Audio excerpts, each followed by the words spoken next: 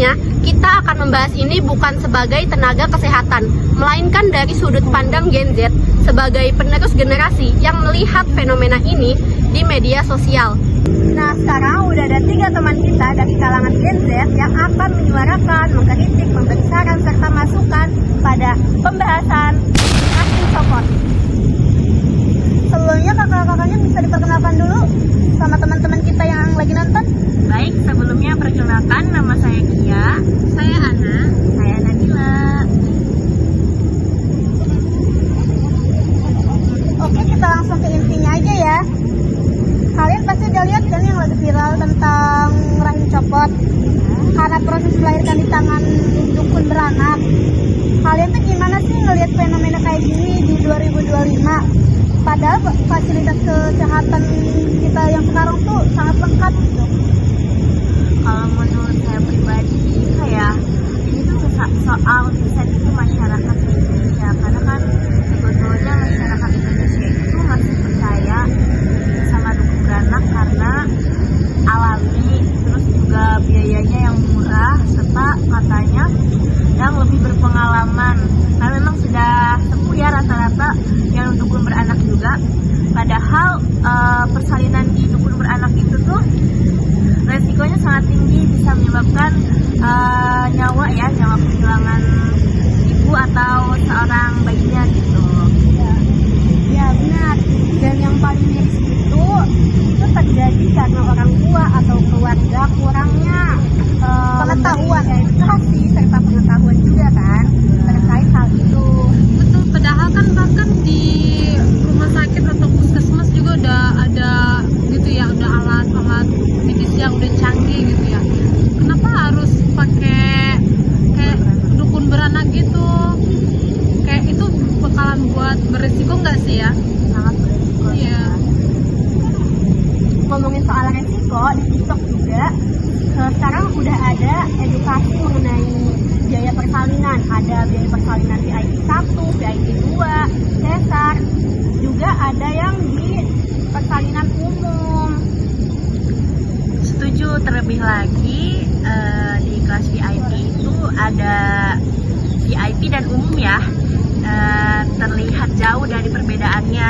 Untuk VIP dan umum terlihat dari fasilitasnya, biaya pengobatannya, obat-obatannya, dan tentunya fasilitas-fasilitas lainnya. Ya, benar banget. Blog juga ada yang bilang bahwasanya VIP itu ada beberapa macamnya, kayak VIP 1, 2, dan memang itu harganya lumayan ya untuk kalangan masyarakat yang di pelosok atau masyarakat biasa kayak kita ya. Jadi nggak heran juga ya kenapa orang mungkin lebih milih di dukun beranak atau yang mana tuh fasilitasnya kurang lengkap, bahkan jauh dari kata medis.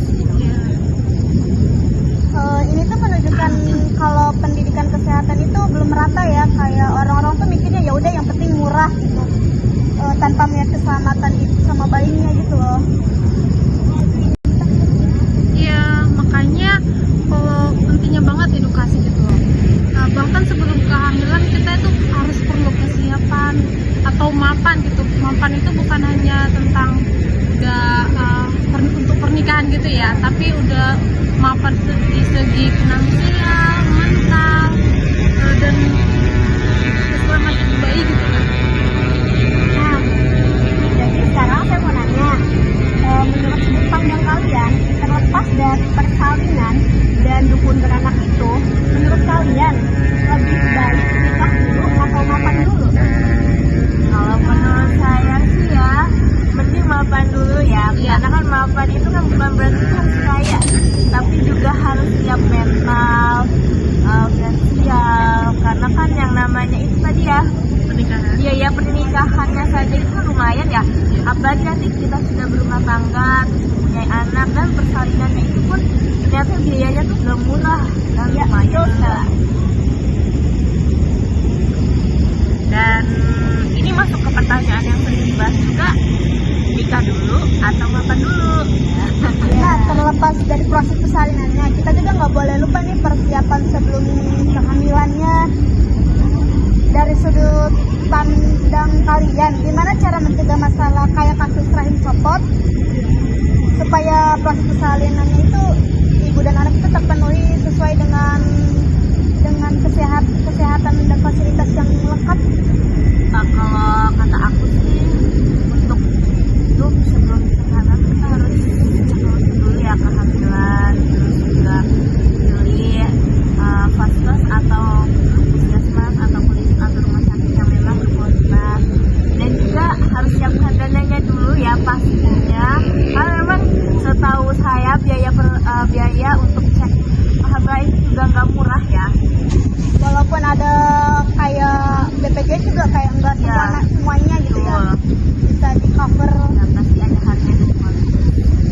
Menurut saya itu kedua pasangan itu harus konseling dulu bagaimana proses kelahirannya dan bagaimana juga untuk secara psikologi ya, biar berdasarkan keselamatan bayi dan ibunya gitu. Dan menurut saya juga kita penting banget ya untuk mengubah mindset keluarga, apalagi untuk keluarga yang tua yang masih percaya untuk beranak. Solusi utamanya adalah mengubah mindset yang terlebih dahulu. Jadi intinya menurut kalian di tahun 2025 ini masih banyak masyarakat yang kurang melek ya terhadap kesehatan, terutama mengenai biaya persalinan sendiri. Terus juga biaya edukasi. Ya karena kayaknya rata-rata yang seperti itu memang di daerah pelosok juga. Karena kan kalau untuk daerah kota-kota itu kan pasti sudah banyak ya rumah sakit yang modern, klinik juga pasti sudah banyak, apalagi mindset juga. Iya pastinya sih ya. Kalau daerah pelosok kan memang jarang ya seorang nakes atau perawat yang ada pada daerah tersebut. Yang jelasnya itu apa namanya, keselamatan ibu dan bayi itu nggak bisa ditukar dengan yang ya udahlah yang penting murah gitu. Jadi tolong ya gitu, jangan kalau lahiran tuh jangan nyerahin ke dukun kayak gitu tuh yang bukan medisnya gitu, bukan apa ya, dia sebenarnya nggak ngerti apa-apa tentang kelahiran tapi dia sok pinter aja gitu tuh. Iya, makanya Ya. tadi itu perlu konseling gitu. Karena nyawa manusia itu ada satu ya, kalau nyawanya ada 9 itu kunci. Iya. Dan Iya. nyawa pun gak bisa dibeli gitu kan, Iya. apa harganya. Kalau misalkan kayak sekarang nih, kasus sekarang tiba-tiba kayak udah rahimnya udah copot, gimana? Beli juga nggak bisa kan rahim, Iya, pasang nggak lagi bisa. juga nggak bisa, ujung-ujungnya udah nggak bisa punya anak lagi. Pasrah gitu. Pasrah dengan yang tidak ada. Karena sudah takdir ya,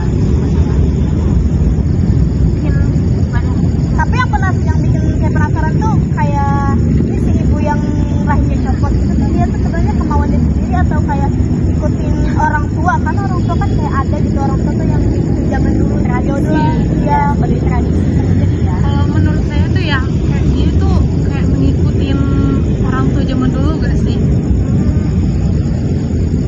Fenomena ini dari sudut pandang kalian ini memberikan ketakutan, keberanian atau pelajaran sih? Pelajaran dong. ya, Apa itu alasannya? karena yang kita tahu bahwasanya memang ternyata rahim itu bisa putus atau copot ya. Iya. Karena sebenarnya kita nggak pernah kepikiran. Iya, kalau nggak pernah ada. kepikiran sebelum ada Apalagi rahim copot gitu ya. benar-benar Pasti shock ya, Iya. sebagai Gen Z ya. Iya. Gimana ada yang niat jadi kayak mau nikah cepet gitu? Sebenarnya nikah cepat boleh asal matang secara mindset dan Iya, finansial. Umur nggak masalah. umur gak masalah. Sepertinya Jangan salah loh, umur juga kayak ada masalah gitu tau. Tapi kan ada kayak umurnya ini masih muda, tapi pemikirannya lebih dewasa.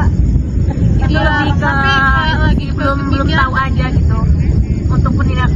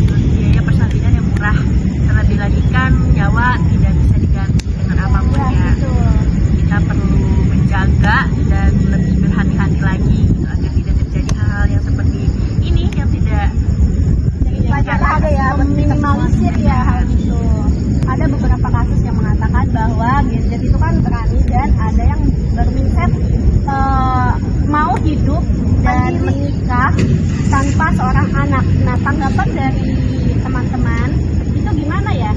Tanggapannya untuk child free ya, yang Iya. dikenal sebagai child free itu tuh tergantung masing-masing individu ya, masing-masing orang. Ada yang pengen, ada yang tidak, ada yang pengen menikmati masa nikahnya dulu ataupun pengen langsung punya anak gitu kan. Menurut saya sih, saya lebih milih pengen punya anak dulu ya, karena menurut saya mengurus kan. Kalau kalian bagaimana? Langsung Kak, alhamdulillah gitu ya.